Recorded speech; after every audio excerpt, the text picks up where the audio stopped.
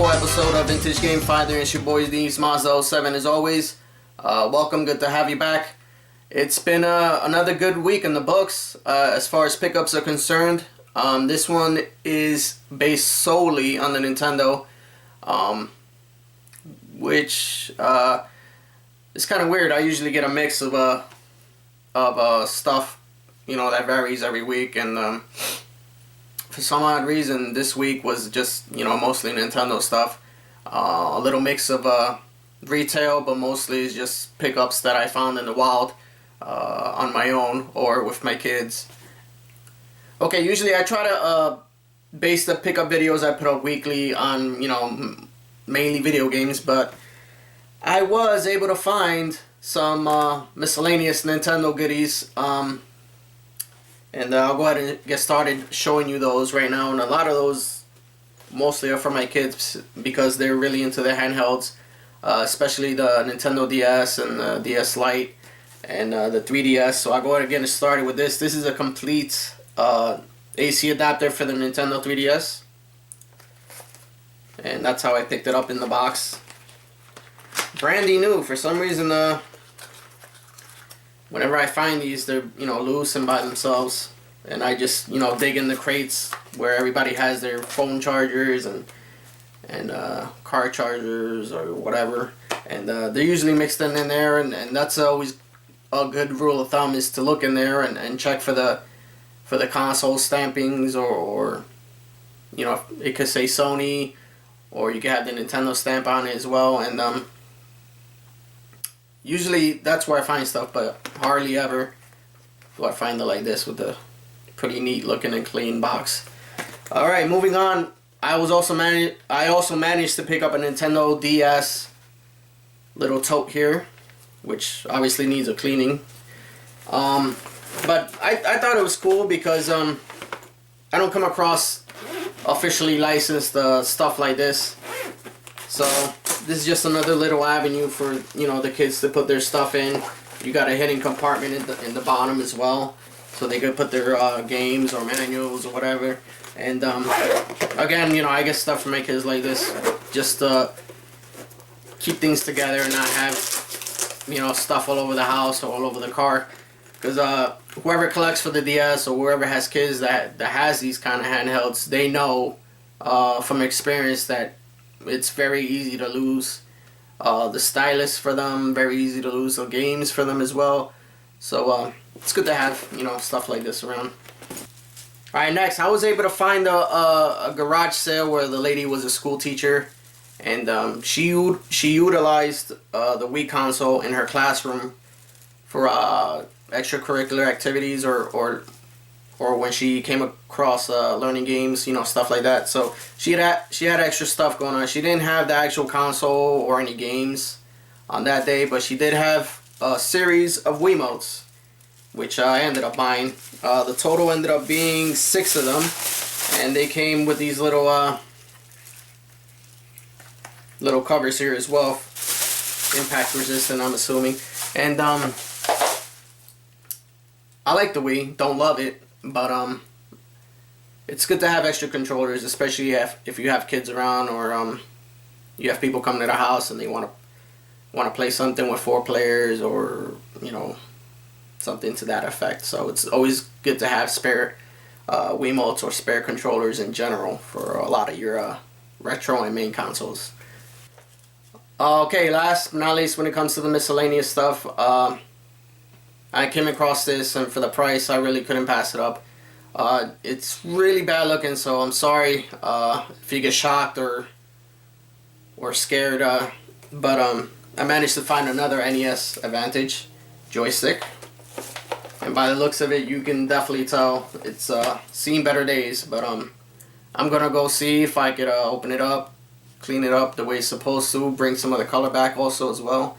But like I said, for the price, I could not pass this up. This makes my third NES Advantage that I have. So I have one that's cleaned up already and it's in good shape, and I use it every now and then. So I'm pretty sure I'll go ahead and do the same with this one, and find it a happy home eventually. Alright, while we're still on the handhelds, let's go ahead and knock out the games that I was able to pick up for my handhelds. I'll go ahead and get started with the beginning here, which is a game that came out for the Nintendo Game Boy. You've probably never heard of. It's called The Legend of Zelda: Link's Awakening. And that's a joke, of course. If you don't know what Zelda is, you're definitely new to the culture.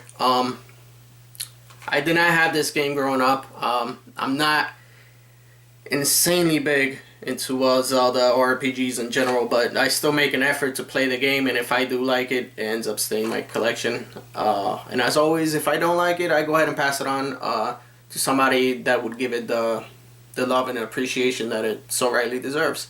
But I have a feeling that I would be able to go ahead and slap this into the Super Game Boy and actually enjoy myself. So I'll go ahead and give it a shot, definitely. Alright, moving on. I come across Game Boy Advance games all the time, but very rarely in the wild. In the retail, of course, you come across them a lot. But in the wild, it's next to impossible to find a complete in-box Game Boy Advance game. And I was able to do so, even though it's gonna probably be considered a common game. It's still a game that I could pick up and kill some time with and actually enjoy myself. And that game is Uno Freefall for the Game Boy Advance. It's basically Tetris meets Uno. And if you like one or the other, you're going to enjoy yourself pretty much. So, and it says here it's compatible with the Advance, the DS, and for those of you, very few that have the Game Boy Macro, it's compatible for that as well. Alright, we got 2 more games to wrap up the handheld section of the pickup video, and that's Call of Duty 4 Modern Warfare. Had no idea there was a Call of Duty for the Nintendo DS, and I do now. It looks okay, but like a lot of people that I know, it's the phase, the Call of Duty phase. I'm already phased out. I got bored with it, and like I said, my kids play the DS more than I do, so I'm gonna go ahead and find this a happy home. And last but not least, we have a full band experience, all in one little box. This is Band Hero for the Nintendo DS, and I've not come across something like this before, and I had no idea Band Hero was even on a handheld system. So supposedly it's complete. It has a drum grip, it has a guitar grip, it even has a little pick that you could take out to use as a stylus for those moments that you are playing the guitar. Is it for me? No. Is it for somebody else? Eventually it will be passed down. But I thought it was pretty neat that, it comes in a cute little package like this. And that's pretty much it. You got the game and the grips I mentioned. That's it. Cute little presentation there for somebody that could appreciate a Band Hero game such as that. Okay, now we get to the meat. The meat of the pickup, which was bittersweet. I had one of my earlier contacts get in touch with me. Showed up to her house, and she was in the beginning stages of a divorce. And for my subs or viewers that are going through something like that or have gone through something like that, you would completely understand. So I was trying to be compassionate, but at the same time, I was scoping stuff out, which, made me feel sleazy. But at the same time, she showed me what she had. There was a couple things that I already had, so I left them there.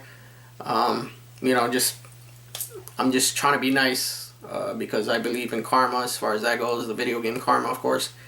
And before I left, I saw something out of the corner of my eye, so I asked her about it, and she's like, oh yeah, it's for sale too. So stuff that I wanted. So I'm going to go ahead and show you that. I'm going to get started with the manuals.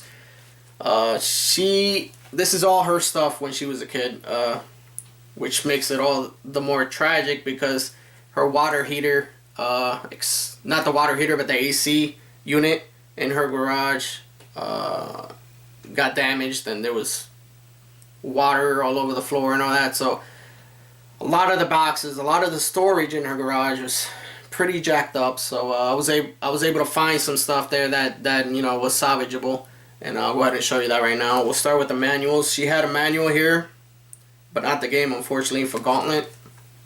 Tengen release. Next, you had a, pull-out poster for when you bought the NES or when you bought a game. Usually it was to promote Nintendo Power or whatever games they had coming out for that time period. Of course, I'm referring to, so, you got like Mario 3 release, Nintendo Power promotions and all that stuff. So, moving on, another promotion here for Nintendo Power game, and also the NES Game Atlas, which is a player's guide from back in the day. Next, we have another manual here for Tetris 2. An instruction booklet, which was weird for the NES controllers. Like, why do you need an instruction booklet? Plug it in and use it. That's all you need. Here we go, another instruction manual for another rare game, which is Super Mario Brothers Duck Hunt. And sadly, this manual was not complete, but it was still cool to pick up. I mean, like I said, there was a lot of water damage, but this, to me, I think was still salvageable. And this is the Super Mario Brothers 3 manual.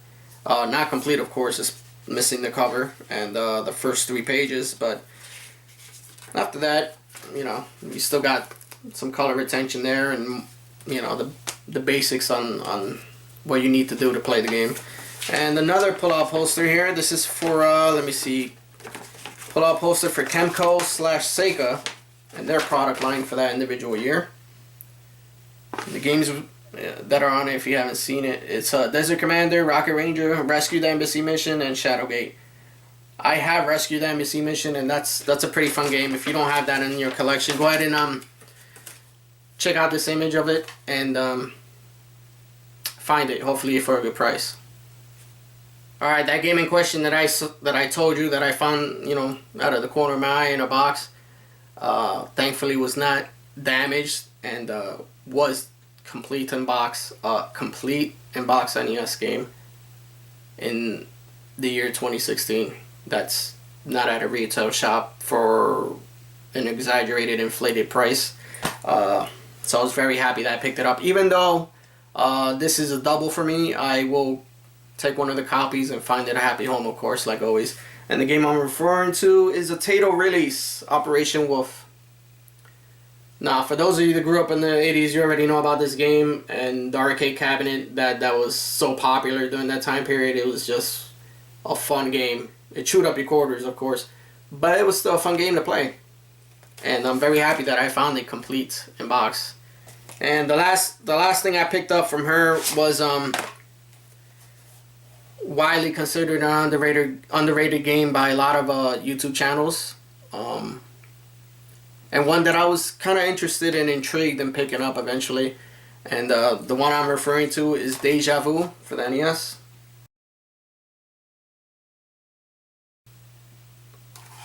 Now this came with the jacket,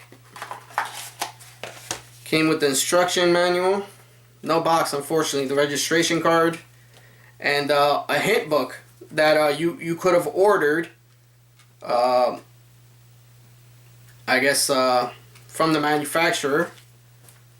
And from what I'm told, it's really an important part of the game, and if you don't have it, I'm not gonna say you'll be completely lost because I haven't played it yet, but they're saying it's a must-have. So I'm pretty happy that I picked it up, and it's in pretty mint condition. The corners are not that jacked up or anything. So pretty happy that I picked that up for what I did, and I'll try it out. And if I don't like it, as always, I'm gonna find it a place to go. So all right, 2 more NES games to wrap up the NES side of the weekly pickup, and those 2 are Black Base and Defender 2. Now moving on to Super Nintendo, I had a lonely pickup, and this was at I had to drive a little bit for it, but to me it was a game I had to have because when I saw the picture, the label looks so clean, and the cartridge has no damage on it, no staining, anything. So whoever had it took really good care of it. right down to the bolts. The bolts are not even rusted either. So the game I'm referring to is Wings 2 High Aces from Namco. Love airplane games, especially on the little bit more modern consoles like the PS2, you know, Ace Combat, the Wii, and the PS3, of course. But had no idea this game existed. So when I saw it, I had to make it urgent to go ahead and pick it up as soon as I could. And the price was not bad, but it wasn't good. But it was good enough for me to buy it, I guess. So I picked it up. Alright, last but not least, we're going to wrap up the video with what I picked up for the Nintendo Wii for this week. Weird, so weird that I had, that, you know, whenever, I don't know if it happens to me or a lot of collectors, but when they pick up the same game in such a short time frame, and for some reason I was able to pick up this game twice, not once, twice, in the course of 2 weeks. And usually when that happens, it's a price that I can't refuse. Unfortunately, it does not have the original cover art, but you know, we'll take care of that. It did have the manual, and it has the disc, and it's in awesome shape. And the game I'm referring to is Kirby's Epic Yarn. Again, like I said, the price was too good to pass up. So yeah, I'll download the cover, add it to the collection, and it's probably gonna be a disc upgrade in my case. And the last two, anything Sega, you guys already know I'm gonna pick it up, especially if I don't have it. This title, the kids hate it. They don't want it in the house. They made it known that they don't want it in the house. But you know, it's Sega, so I'm gonna try it out, and hopefully when they're asleep or they're not in the house, and I have a feeling that I'm going to enjoy it. And that game I'm talking about is The House of the Dead 2 and 3 Return. Supposedly upgraded graphics, which I could probably agree with somewhat, looking at the screenshots in the back of the game here. But yeah, like I said, I'll try it out. If I like it, keep it. If not, pass it. And last game to wrap up the video, we have Metroid Other M. I have tried to like Metroid, and it has not been that successful yet. I have respect for the franchise.